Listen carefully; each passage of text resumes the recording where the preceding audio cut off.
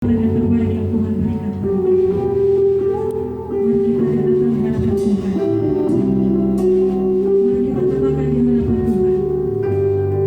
Tuhan, ini hidup kami. Tidak ada yang bisa kita berikan untuk membalas setiap kasih Tuhan. Tidak ada yang bisa kita berikan untuk membalas cinta Tuhan. Hanya dengan bersyukur di hadapan Tuhan. Hanya dengan bersyukur, memuji, memuliakan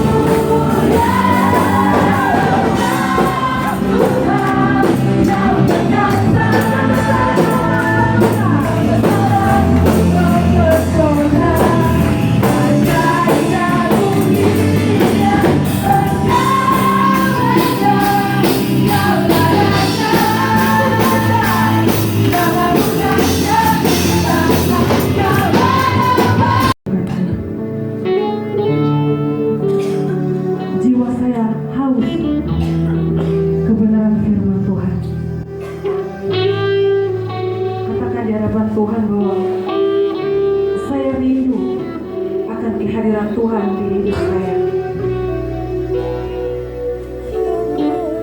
Mari Bapak Ibu jemaat Tuhan, kita undang Roh Kudus hadir dalam kehidupan kita.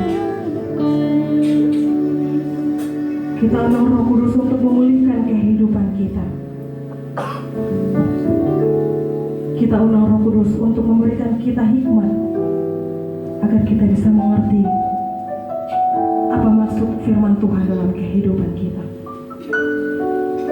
Mari kita mengangkat pujian, mengalirlah kuasa Roh Kudus bagaikan tanah kering yang merindukan air.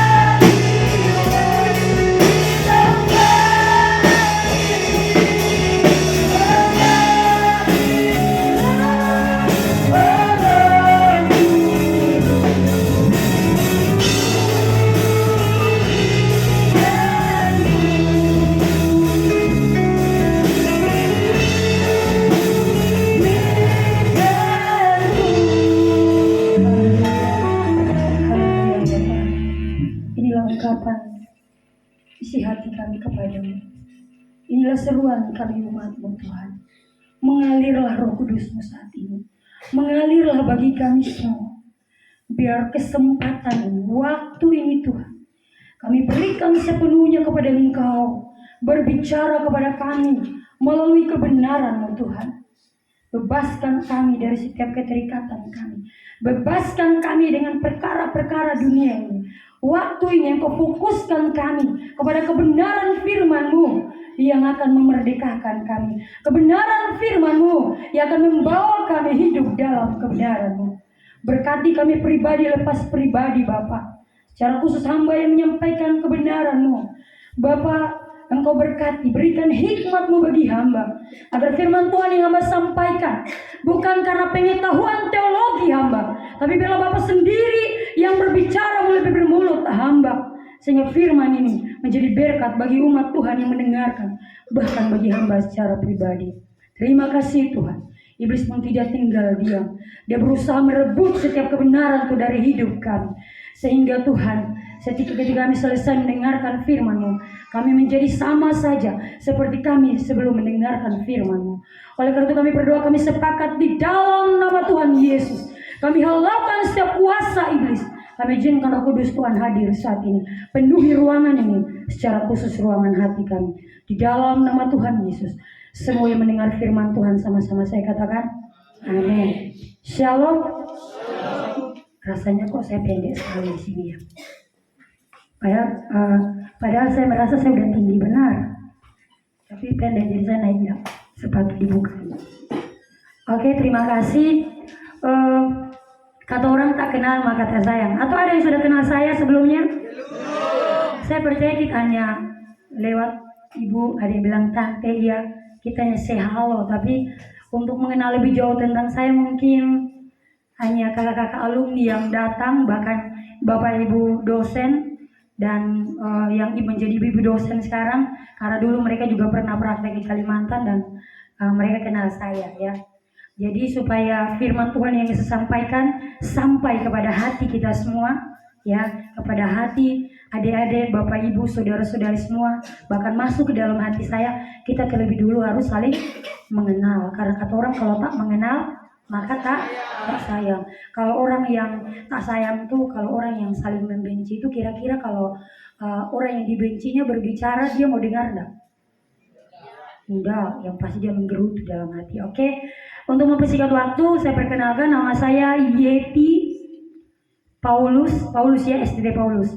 Tapi bukan karena saya sekolah STD Paulus baru nama saya Paulus. Memang dari sononya mama saya udah kasih nama saya Paulus, meskipun saya protes, tapi sesungguhnya nama itu ada artinya ya. Jadi nama saya Yeti Paulus Veronica Heno. Siapa yang tahu saya asal dari mana?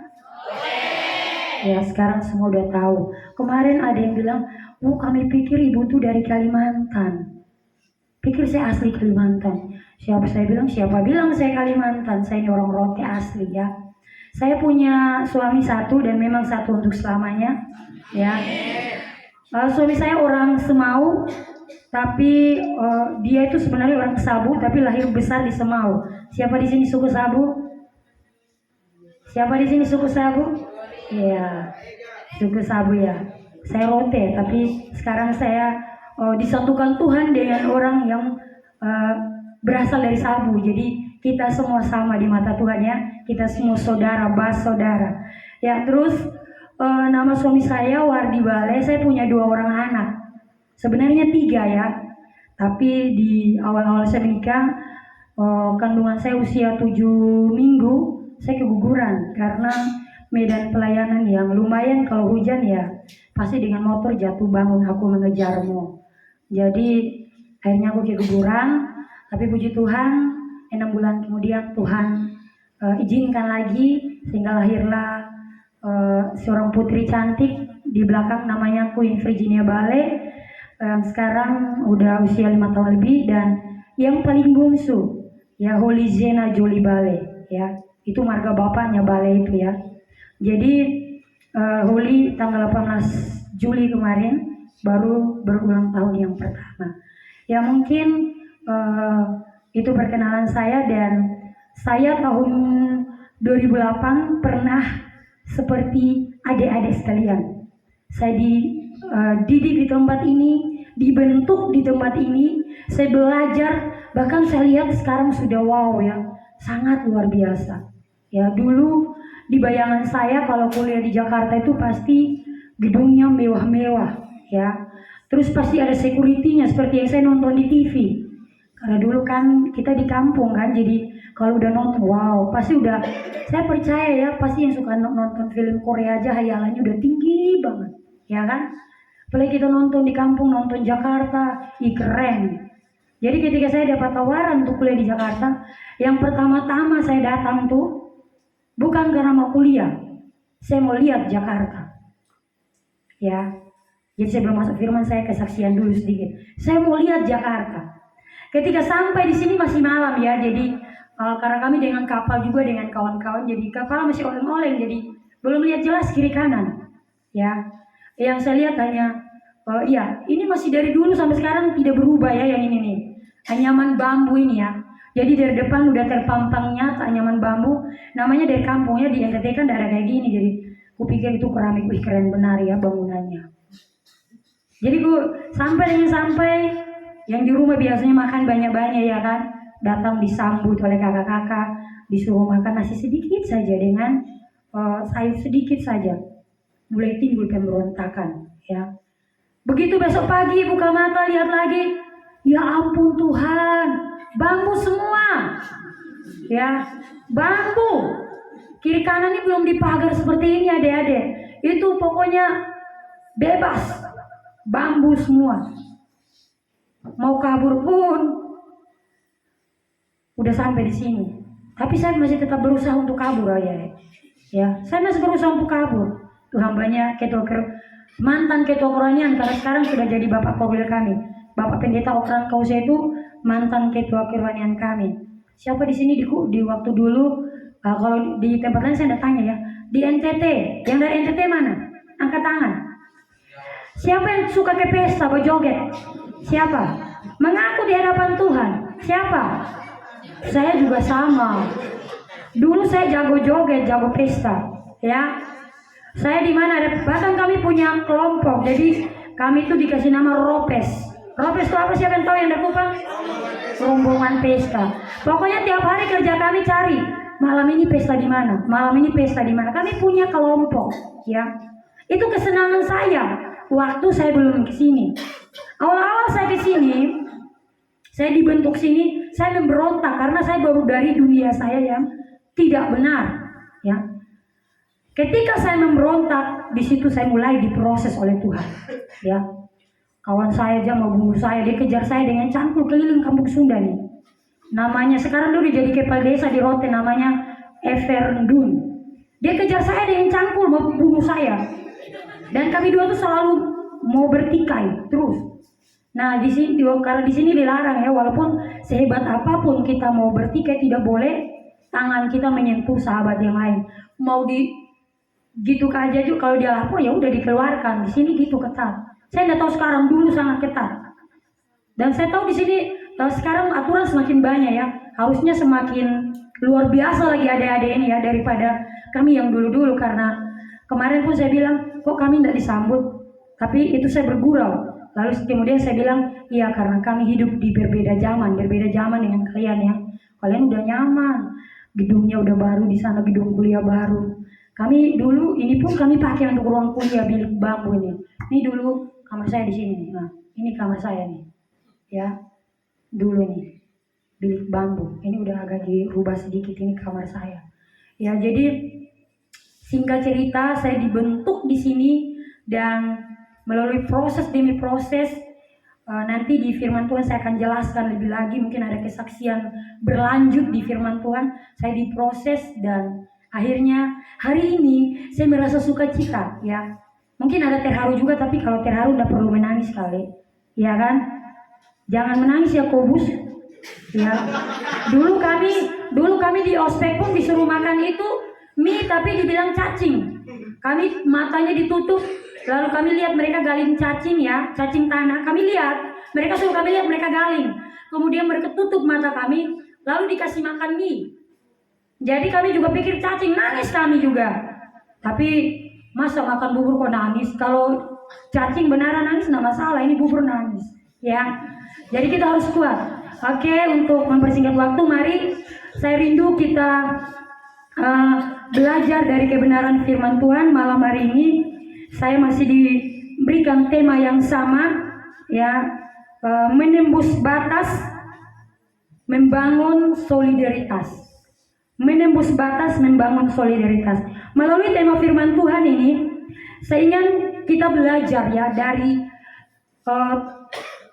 ada beberapa wanita di Alkitab ya yang selama ini menjadi inspirasi saya, ya, menjadi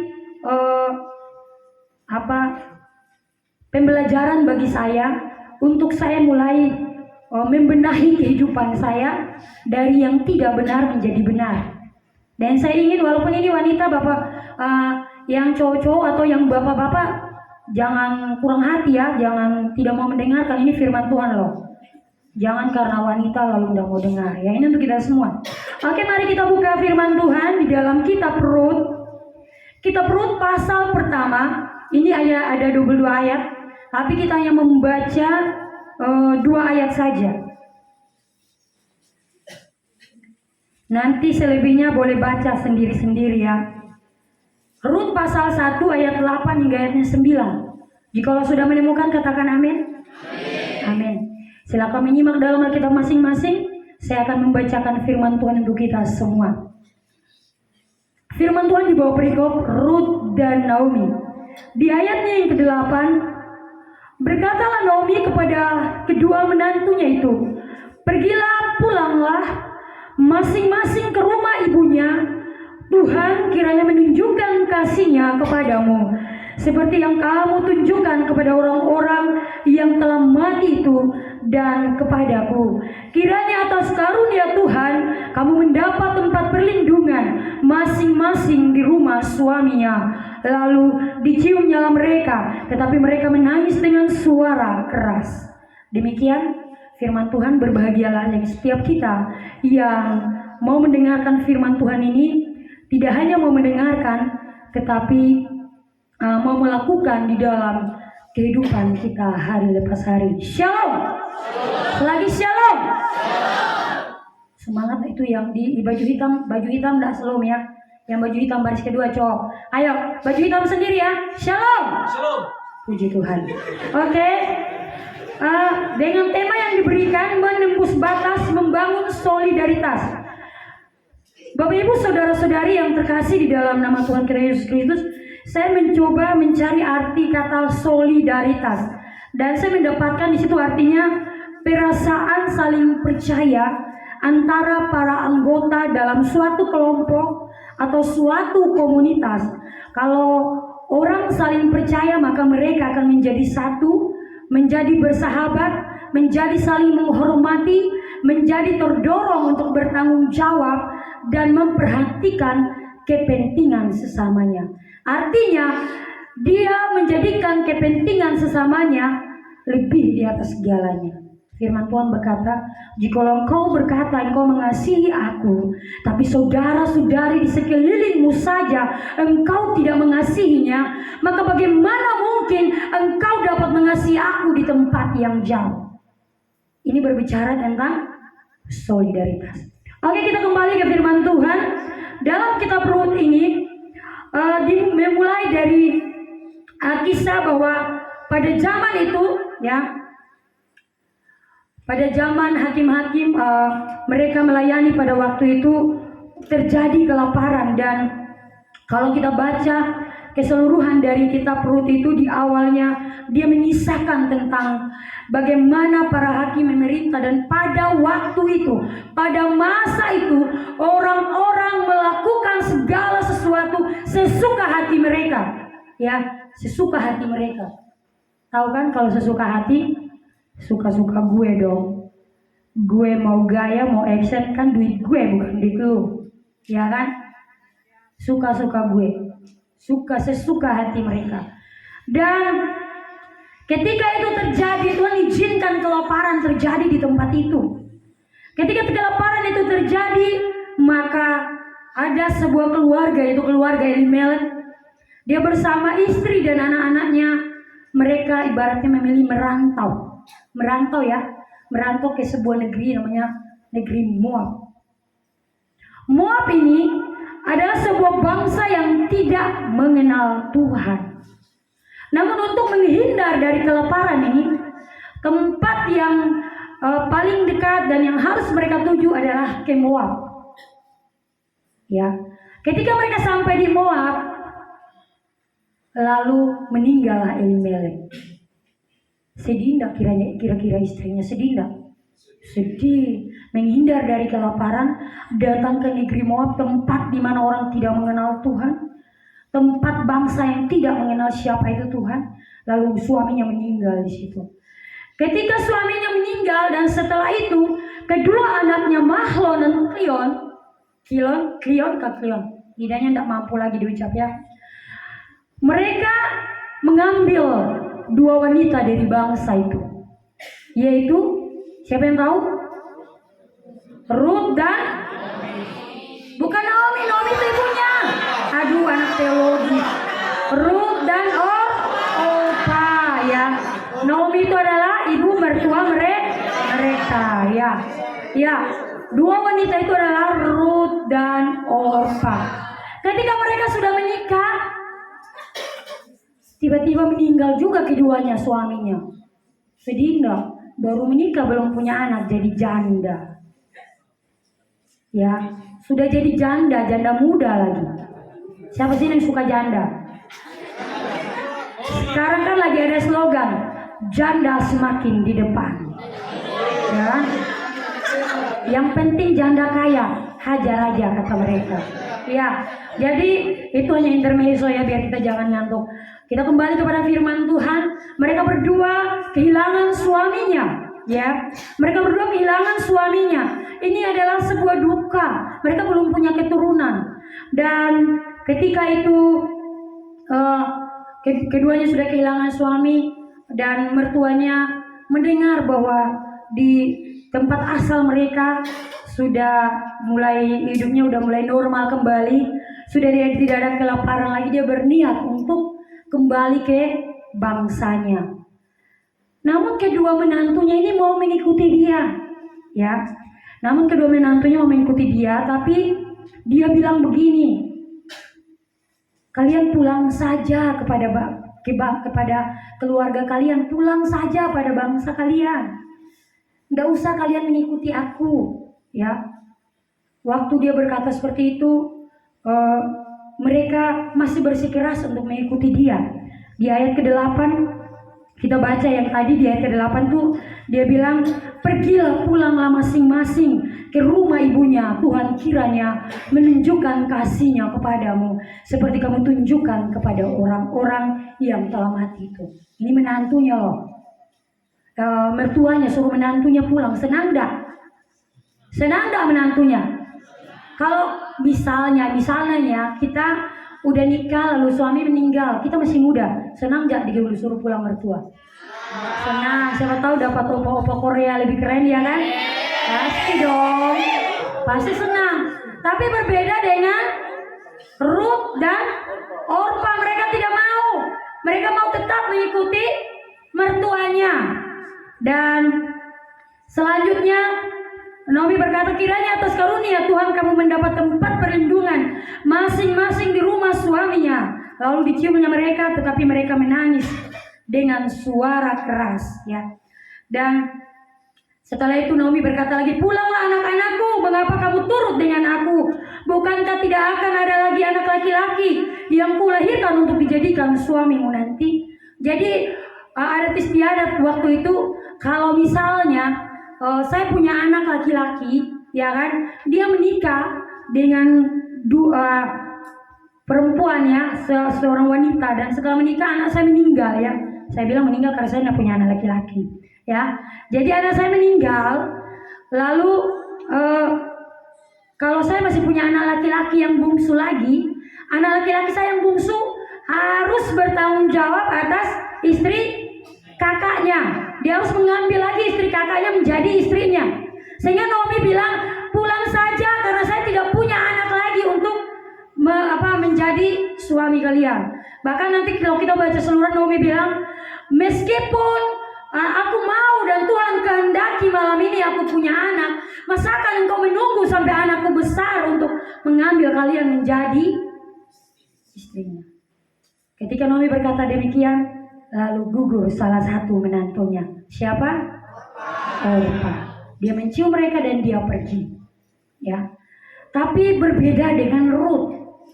Ruth berkata, kemanapun engkau pergi, ke situ aku pergi. Bangsamu adalah bangsaku, Allahmu adalah Allahku. Ya. Ada enggak berani yang kayak gini, ngomong kayak gini? Ada enggak? Dari firman Tuhan ini ada 3 hal penting yang harus kita pelajari. Untuk bisa menembus batas dan membangun solidaritas, harus kita belajar 3 poin penting ini. Yang pertama, kita harus melupakan masa lalu kita. Kita belajar dari Ruth ini. Dia adalah seorang wanita yang datang dari keturunan orang yang tidak mengenal Tuhan. Dia lahir dari bangsa Moab, orang yang tidak mengenal Tuhan, tidak mengenal siapa itu Allah. Tetapi ketika dia mengambil komitmen untuk menikah dengan orang yang mengenal Tuhan, dia benar-benar tinggalkan masa lalunya. Amin. Dia benar-benar tinggalkan masa lalunya. Bahkan mertuanya saja sudah menawarkan dia, suruh kembali kepada ibunya. Artinya kembali saja kepada rumah ibumu. Iya kan? Rumah ibu yang artinya bahwa dia harus kembali ke bangsanya. Dia tidak mau. Dia benar-benar melupakan masa lalunya. Bukan berarti dia melupakan ayah dan ibunya, tapi masa lalunya. Bahkan dengan tegas dia berkata, Allahmu adalah Allahku. Amin. Adik-adikku yang terkasih, Bapak Ibu, saudara-saudari, kita belajar dari tokoh Ruth ini. Dia adalah seorang wanita yang luar biasa. Bahkan kalau kita membaca latar belakang dari Ruth ini adalah salah satu yang menjadi garis keturunan lahirnya Yesus Kristus. Ruth ini menjadi nenek moyangnya Yesus Kristus ya. Kalau kita baca, kita lihat dia itu, Ruth mengambil Boas menjadi istrinya dan dia memperanakan Obed ya. Dan Obed itu adalah kakek dari Raja Daud ya. Dan akhirnya dia berkesinambungan ceritanya, akhirnya lahirlah Yesus Kristus. Orang yang tidak mengenal Tuhan, orang yang lahir di bangsa yang tidak mengenal Tuhan, tapi kemudian dipakai Tuhan secara dahsyat dan luar biasa. Karena apa? Dia benar-benar meninggalkan masa lalunya. Amin. Saya percaya kita yang datang di sini kita punya latar belakang yang berbeda. Saya juga punya masa lalu. Kalau tadi saya tanya siapa yang suka pesta, dulu pun saya suka pesta, suka joget, bahkan joget macam apa aja yang saya tidak tahu, semua saya tahu. Ya, lomba-lomba saya menang juara. Kalau lomba poco-poco dan lain sebagainya, kami punya klub dan juara terus. Ya, kami punya kelompok dansa, apalagi kalau udah dengan bencong. Orang Kupang tahu kalau bencong dansa, ya kan? Itu masa lalu. Tapi ketika kita sudah dipanggil, dibawa ke tempat ini, diutus Tuhan ke tempat ini, maka kita harus melupakan itu semua. Amin. Saya tidak tahu apa masa lalu saudara-saudari sekalian. Saya tidak tahu apa latar belakang saudara-saudari sekalian. Tapi saya dari latar belakang keluarga bapak saya yang nelayan, ibu saya penjual ikan. Dan dulu kami sangat diremehkan oleh keluarga kami. Yang lain yang notabene mereka itu semuanya PNS, pegawai negeri dan orang kaya-kaya. Yang tidak punya apa-apa dari keluarga mama saya yang paling tidak punya apa-apa. Ya, dari keluarga bapak saya yang tidak punya apa-apa. Saudara-saudaranya orang hebat semua. Bahkan keluarga mama saya berkata bahwa kamu dan saudara-saudaramu tidak akan bisa menjadi sarjana. Dikatakan di hadapan saya waktu itu. Saat saya sementara ngepel rumah mereka. Karena saya tinggal di keluarga waktu sekolah. Dan kalau saya mau ingat masa lalu itu, pasti ada luka hati saya. Ada kebencian di hati saya untuk mereka. Ya, tapi itu bukan. Saya lupakan masa lalu itu. Saya percaya kita semua di sini pun pernah mengalami, mungkin dalam posisi yang berbeda-beda. Kita pernah diremehin, Ya, kita pernah disepelekan orang, kita pernah dikatain yang tidak-tidak dengan orang lain. Tapi jangan takut, kita datang di tempat yang tepat. Kita akan dibentuk menjadi orang-orang yang luar biasa. Kita akan dibentuk menjadi orang-orang yang hebat. Amin.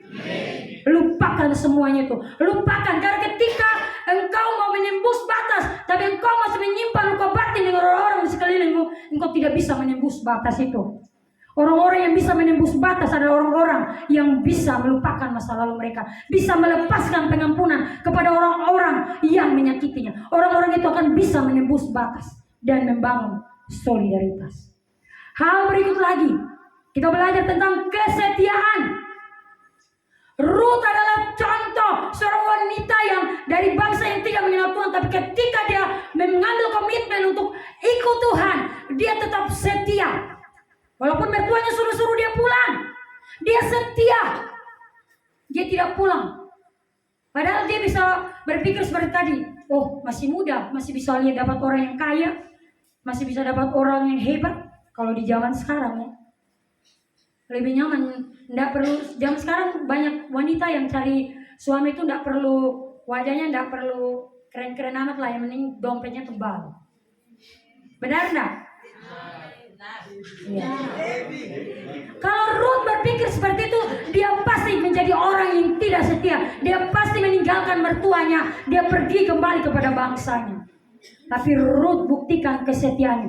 Dia mengikuti mertuanya. Mungkin dia bisa berpikir, kalau saya ikut mertua saya, belum tahu apa di sana. Pada mertua saya pindah ke sini karena kelaparan. Saya ikut ke sana, bisa enggak saya hidup? Apa yang saya makan di sana?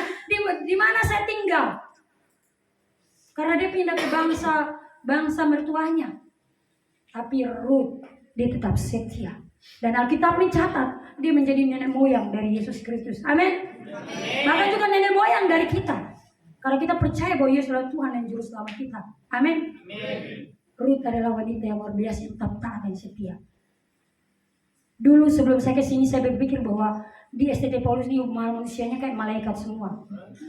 Tahu-tahu datang, semuanya ketemu di sini. Yang suka buat emosi, yang suka buat kesal di sini. Bahkan dulu saya sempat menantang ibu dosen, ibu istrinya rektor, ibu Ivana Besi untuk berkelahi bertinju. Sempat saya menantang, ya. Saya sempat menantang, tapi ketika di sini ternyata beda. Dan setelah seiring berjalannya waktu baru saya mengerti.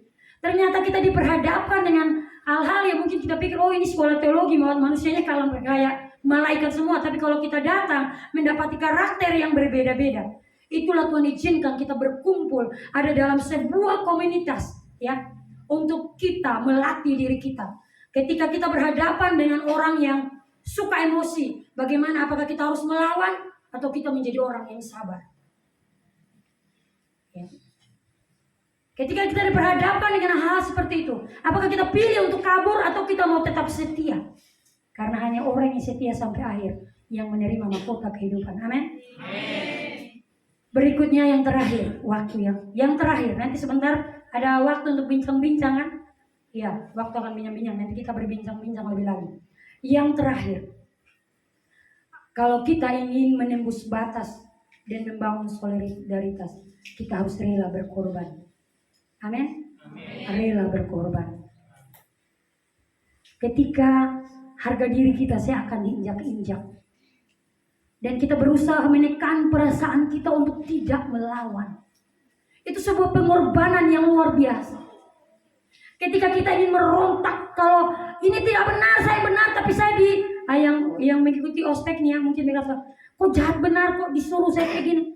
Hari itu adalah sebuah pembentukan untuk kita, melatih kita. Itu pun bentuk dari pengorbanan kita.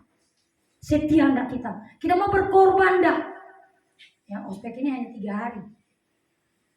Ya, mau berkorban enggak? Bahkan adik-adik yang sudah kuliah, mau enggak kita berkorban? Ya. Kita harus rela berkorban sebagaimana Ruth rela berkorban. Kalau banyak waktu kita sering habiskan nonton HP. Dan ketika ada di STT Paulus, kita harus banyak waktu kita pakai untuk beribadah, baca firman. Itu kita berkorban. Kita korbankan waktu kita. Kita berkorban. Tapi semuanya itu ada, ya, balasannya dari Tuhan. Apapun yang kita lakukan di kampus ini, kita akan menuainya nanti. Kalau kita menabur kebaikan di sini, kita tuai kebaikan di sana. Tapi kalau kita menabur kejahatan, kita menabur perlawanan, ya, kita menabur kebencian, permusuhan, maka yang kita hadapi di lapangan pun permusuhan dan kebencian. Kita akan ditolak di sana. Kita akan mengalami hal-hal yang tidak baik. Akhir dari khotbah saya berikan kesaksian. Dulu karena saya di sini suka melawan, ya. Saya diutus ke jemaat juga yang suka melawan. Dulu sebelum saya diutus dan saya suka menganggap remeh orang lain, saya tidak menghargai orang lain. Saya karena di angkatan saya mungkin adik-adik itu saya umur yang paling tua, sekarang saya udah 37 tahun. Angkatan saya itu umur di bawah saya jauh, bahkan hambanya Pak Pendeta Korul pun umurnya di bawah saya. Dan saya remehkan rekan-rekan saya angkatan saya. Bagi saya yang paling hebat lah, karena saya punya talenta lebih daripada mereka. Saya angkuh, saya sombong. Saya ditempatkan Tuhan di tempat orang-orang yang sebuah tempat di situ, saya merasa saya tidak dihargai. Tapi di situ saya tetap menjalaninya dengan ikhlas karena saya tahu apa yang saya tabur di sini saya harus tuai di sana. Jemaat itu melakukan segala sesuatu tanpa memberitahukan kepada saya sebagai gembalanya, tanpa konfirmasi kepada saya, tiba-tiba sudah ada di situ. Sebagai hamba Tuhan tentu pasti saya memberontak. Kok saya sebagai gembala tidak dihargai? Tapi itulah resikonya karena saya pernah menabur itu dan saya harus menuai itu. Yang suka memberontak di sini pasti pergi akan berhadapan dengan jemaat yang suka memberontak. Maka apa yang kau tabur itu yang kau tuai. Biarlah firman Tuhan ini. Kalau kita ingin menembus batas, 3 hal penting kita pelajari. Lupakan masa lalu, tetap setia, rela berkorban. Mungkin sakit ketika kita berkorban. Apa yang menjadi harga diri kita mungkin terasa diinjak-injak. Tapi belajar. Ketika engkau bisa merendahkan dirimu.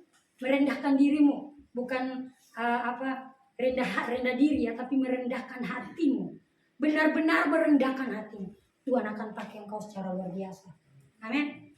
Tuhan kalau sudah panggil engkau sampai sini, sudah ada di STT Paulus nih, Tuhan punya rencana yang indah. Tuhan memberkati kita semua melalui firman-Nya. Kita berdoa. Bapa, terima kasih Tuhan. Kami boleh bersyukur buat kebenaran firman-Mu yang sudah mengajarkan kami. Tuhan tolong kami ya Bapa, agar kami tidak hanya sekedar mendengarkan, tapi kami mau melakukan di dalam kehidupan kami hari lepas hari. Hamba berdoa buat semua mahasiswa-mahasiswa STT Paulus Jakarta, baik yang baru masuk bahkan yang sudah menjadi kakak tingkat. Hamba berdoa di dalam nama Yesus, Tuhan berkati mereka, jamah pulihkan hidup mereka pribadi lepas pribadi. Jadikan mereka menjadi pribadi-pribadi yang setia, agar mereka menjadi orang-orang yang dapat menembus batas di mana apa yang tidak bisa dilakukan oleh dunia ini dilakukan oleh mereka. Dan biarlah mereka juga mempunyai solidaritas yang tinggi, saling mengasihi, saling menopang satu dengan lainnya, seperti Engkau juga mengasihi kami. Terima kasih Tuhan. Kami berdoa buat STT Paulus, Engkau berkati setiap dosen, rektor, bahkan setiap hamba-hamba Tuhan yang mengambil bagian dalam pelayanan di tempat ini. Tuhan kiranya memberkati mereka. Setiap pelayanan, bahkan pergumulan yang sementara digumuli, Tuhan hamba tidak dapat sebutkan satu persatu, tapi percaya sungguh Tuhan Engkau mengetahuinya. Oleh karena itu biarlah Tuhan Engkau jawab semuanya seturut dengan kehendak-Mu. Terima kasih Bapa, terima kasih Tuhan Yesus. Inilah doa kami, inilah ucapan syukur dan permohonan kami, jauh dari segala kesempurnaan. Bapa, sempurnakan dengan doa yang sudah Bapa ajarkan kepada kami. Bapa kami yang di surga, dikuduskan nama-Mu, datanglah kerajaan-Mu, jadilah kehendak-Mu di bumi seperti di surga. Berikanlah kami pada hari ini makanan kami yang secukupnya, dan ampunilah kami yang kesalahan kami, seperti kami juga mengampuni orang yang bersalah pada kami. Dan jangan membawa kami ke dalam pencobaan, tapi lepaskanlah kami daripada yang jahat, karena Engkau yang punya kerajaan dan kuasa dan kemuliaan sampai selama-lamanya.